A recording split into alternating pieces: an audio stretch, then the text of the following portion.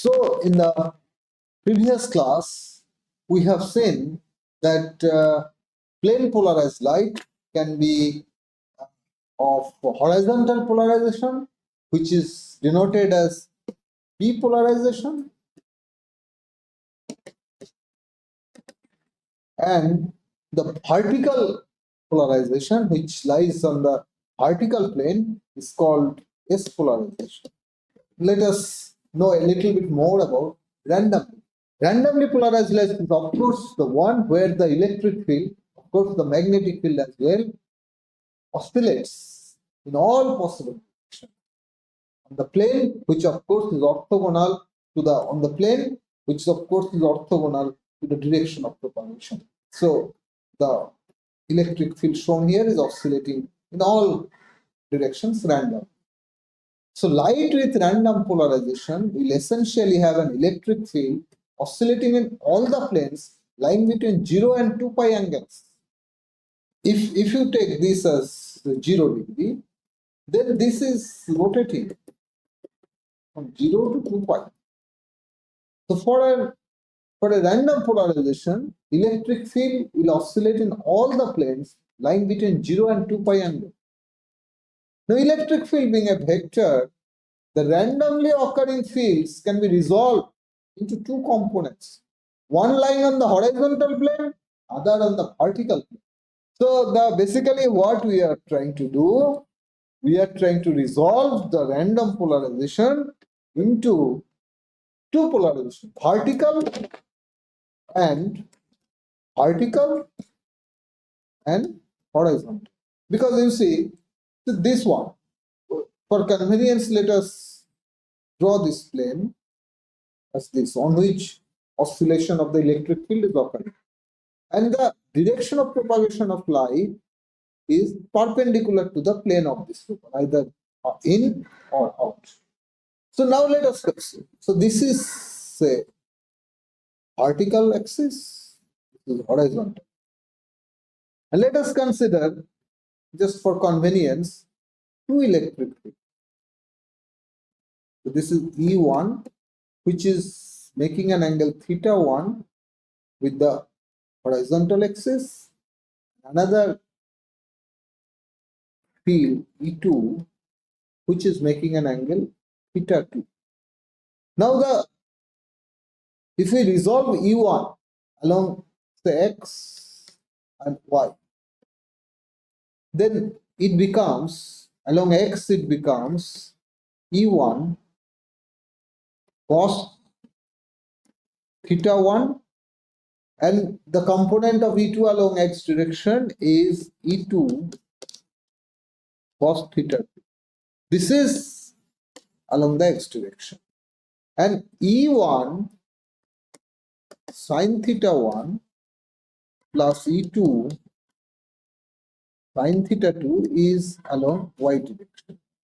Therefore, we can say that this two electric field is equivalent to this much field in X direction and this in the Y direction. These two together will create an effect which is equivalent to this. In other words, we can say when we take off all the electric fields which are oscillating randomly all around for the entire 0 to 2 pi angle. Therefore, equivalently, we can say that unpolarized light comprises of horizontal and vertical polarization in equal amount because it is random. So if you add up the component in this direction and in this direction, they will be equal. So now in the same, applying the same concept, we can say that a horizontal polarized light has the entire component along the horizontal direction and zero component along the vertical direction. And a vertically polarized light has the entire field component along the vertical direction, zero in horizontal. A randomly polarized light has both vertical and horizontal components, but of equal. I hope you have understood the concept of randomly polarized light and how it differs from uh, plane polarized light, which can be both vertical as well as horizontal. Now let us try to understand what is meant by Brewster. It is a very intriguing, interesting concept which has very uh, important effect on impact the field of optics in general. In 1811, Scottish physicist David Brewster made a profound discovery, which is now popular as the Brewster or polarization angle. Let me mention here the Brewster angle concept can be exploited to manufacture polarized light from a laser. We will see it during the course of this as we move forward in this course, wherein practically no light is lost into the unwanted polarization. Brewster found that the reflection of unpolarized light from an interface of two optically transparent media not only depends on the angle of incidence, but also on the state of polarization of light. So, for instance, let me tell you, you know that on an interface separating two optically transparent media, say, let us assume that this is media of refractive index mu1 and this is a media of refractive index mu2. When light shines on such a surface, you know that a part of light is reflected and the rest is, of course, refracted into the second medium. Whether it will bend towards the normal or away from the normal would depend on whether it is a denser medium or a rarer medium with respect to the incident medium. We also know that the reflection of light depends on the angle of incidence.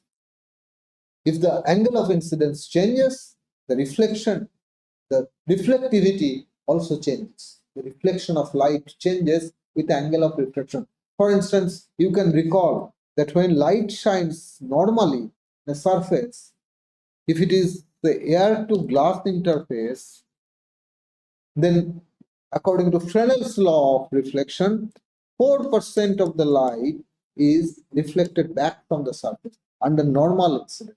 If the angle of incidence increases, then the reflection percentage increases. But Brewster found that this reflection not only depends on the angle of incidence, it also depends on the state of polarization, whether this light is P polarized or S polarized. It depends on the state of polarization. He also found that generally the S polarization, that is perpendicular polarization, S polarization undergoes higher reflection and P polarization undergoes higher refraction. And as a matter of fact, at a particular angle of incidence called the Brewster angle, reflected light comprises entirely of the S. At a particular angle of incidence, the reflected light cannot be p-polarized light. So basically then what we see is that the reflected light is comprises mostly of S polarization. Therefore, now we can say that the glare of in the vision that we saw in that picture, the reflected light, that is the glare, is thus primarily linked to this polarization, S polarization, which is mostly reflected. So the glare actually contains S polarization. A polarized glass blocks this polarization to make the viewing both pleasant and soothing. Professional photographers often make use of the same principle to acquire a clear and sharp image of an object beneath a reflective surface such as water or glass, as we had already seen in the picture that I shown at the beginning of this lecture. Now, how the polarizer blocks light of a specific polarization, as in that case, this polarization. The mechanism of removal of waves of a particular polarization in the case of a transverse wave can be readily understood by considering, for example, the case of such a wave moving through a rope, a transverse wave moving through a rope.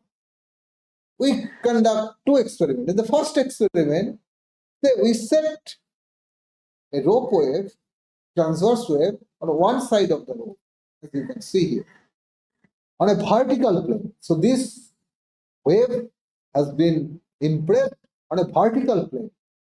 And now, what we do, let the other end of the rope pass through a horizontal slit. Now, you can appreciate that this horizontal slit will block these vertical disturbances. It would not allow it to move. And so the wave would simply die. In the second experiment, you rotate this horizontal slit and make it vertical. Now it is clear the wave will now pass through this unhindered.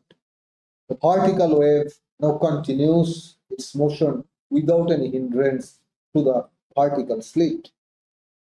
Likewise, an oscillation in the rope when impressed on a horizontal plane.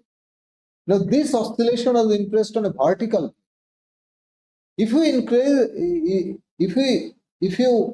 impress this on a horizontal, this oscillation of the rope, then the vertical slit will block it, and a horizontal slit will let it pass without any hindrance. Analogous to such selection of the polarization of rope waves through the rotation of a slit, the polarization of a beam of light too can also be selected by letting it pass through a light polarizer and rotating it appropriately, like you have rotated the slit from horizontal to vertical position to allow either the passage of the wave or block the passage of the wave. Similarly, the rotation of this polarizer will either let the wave pass through or block. The polarizer is the optical element that at a particular orientation allows light of a specific polarization to pass through while blocking the other polarization and imparting a 90-degree rotation to the polarizer will flip the polarization of the passing light, just as the rotation of the slit did. So this is how a polarizer, your sunglass polarizer, works. It actually blocks the S polarization, which is the majority of the reflected, the glare that comes from the shining surface. Let us explore how the property of the Brewster angle can be used to convert an unpolarized beam of light into a linearly polarized beam. We now know that when light shines on the interface between two optically transparent media, part of light is reflected back into the incident medium, while the rest is refracted into the second medium. So it was only known that the amount of reflection of light depends only on the angle of it. But the realization that the reflection of light depends also on the state of polarization was instrumental for the conceptualization of Brewster law.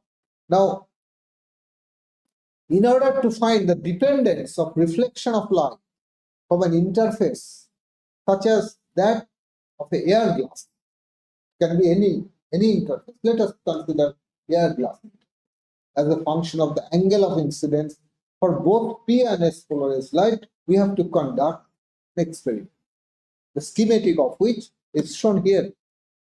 For this experiment, we use a laser to have which can give both P polarized light as well as S polarized light. And this light shines on an interface between air and glass. And we place a detector appropriately so that it catches the reflected light.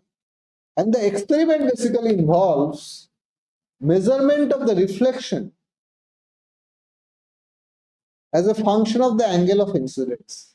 So you change the angle of incidence, and accordingly you move this detector and catch the reflected light and measure the power, reflected power.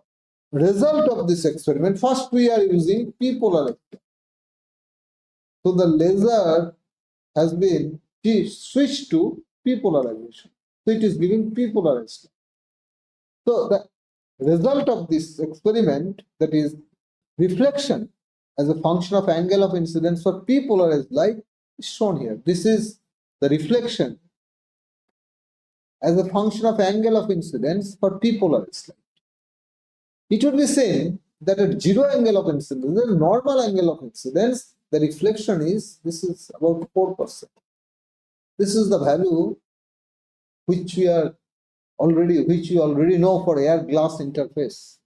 The reflection at normal angle of incidence is 4%. However, as you increase the angle of incidence, the reflection for p polarization monotonically decreases until it reaches the value 0 at an angle which is actually 57 degree. This angle is called the Brewster angle of incidence, theta b. So at Brewster angle of incidence, the p polarization shows 0 reflection, no reflection. And as the angle increases, this reflectivity then rapidly rises, becoming 100% at grazing angle of incidence, that is 90 degree angle. Understandably, at that angle of incidence, there cannot be any refraction. So everything is reflected.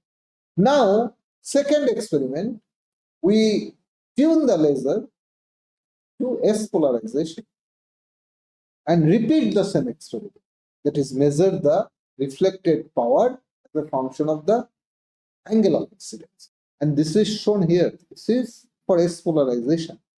At normal angle of incidence, the reflection is again 4%, and that has to be because for a non-polarized light, that is randomly polarized light, both the polarization will be present of equal amount.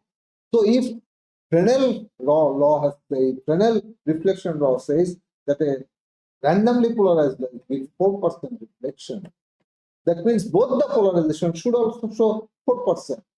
So this also shows 4% reflection at 0 degree.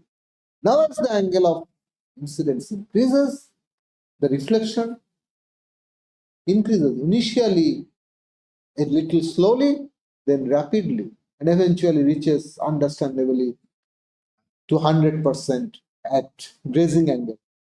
But what is important is that S polarization always increases with angle of incidence, and p polarization first reduces, goes to 0, and then increases with angle of incidence. This angle of incidence is called, as we have seen, Brewster angle of incidence, for which p polarization cannot be reflected. And another important observation is that at Brewster angle of incidence, S polarization has a reflection which is 15%. So at Brewster angle, p polarization exhibits 0 reflection and S polarization exhibits 15% reflection. Another remarkable observation is that at Brewster angle of incidence, the angle between reflected, this is the reflected ray and this is the refracted ray. The angle between them is 90 degree. They make an angle of 90 degree between them. So let us now apply Snell's law and try to find out an analytical expression of this Brewster angle. Let us assume the refractive index of incident medium is mu1, refractive index of other medium is mu2. And angle of incidence is theta b, that is the Brewster angle of incidence. So the angle of reflection also would be theta b. This is specular reflection. The angle of incidence equal to angle of reflection. And angle of refraction is this. And because this angle is 90 degree, therefore this angle plus this angle should be 90 degree because this is a straight line. So this total angle is 180 degree. If this is 90 degree, this plus this would be 90 degree. If this is theta b, this angle is 90 degree minus theta b. So that to add them up, it becomes 90 degree. So basically then angle of incidence is theta b and angle of refraction is 90 degree minus theta b. So if we apply Snell's law for this refraction here, then mu1 into sin I. So I is theta b. So mu1 sin theta b equal to mu2 into sin r. So mu2 into sin r. R is 90 degree minus theta b. So this is mu2 cos theta b. So tan theta b is equal to mu2 by mu1. Now if you consider it has air and glass for which mu1 is 1, mu2 is 1.5. So you will see if you plug in those values, then Brewster angle for air to glass interface will be 57 degree. This is precisely what also we have observed through experiment. Now let us see how this Brewster angle property can be used to convert unpolarized beam of light into a linearly polarized beam. So we first have a randomly polarized light, which we take a Brewster plate. When we say Brewster plate, that means we have taken a plate, the glass plate, and we shine light on it at Brewster angle theta b. So we are using this plate as a Brewster plate because at this angle of incidence, P polarization cannot be reflected. It will be only refracted.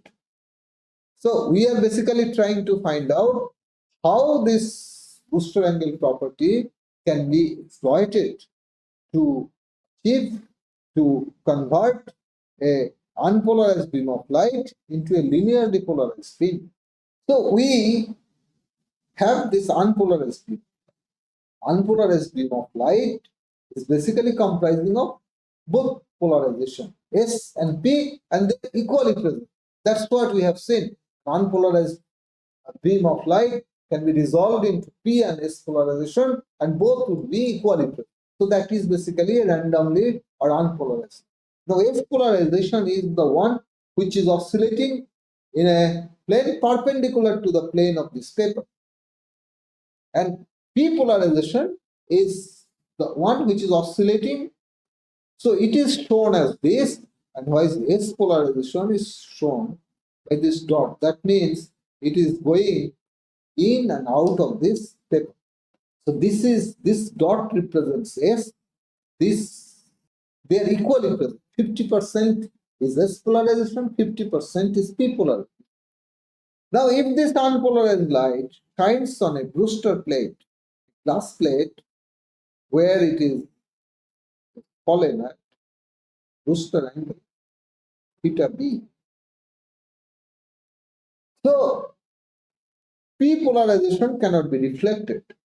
So, only 15% of that, 15, if it were 100, this is 15% of this is reflected as S polarization. And entire P polarization is refracted.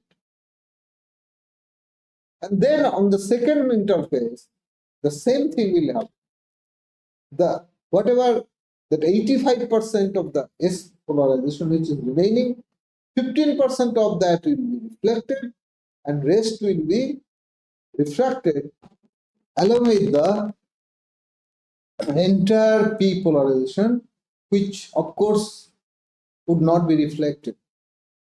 So S polarization is now reduced after suffering reflection loss these two interfaces, but the P polarization is intact. The entire P polarization is retained. Now you put another booster parallel to this. So this is again incident at theta, booster angle of incidence.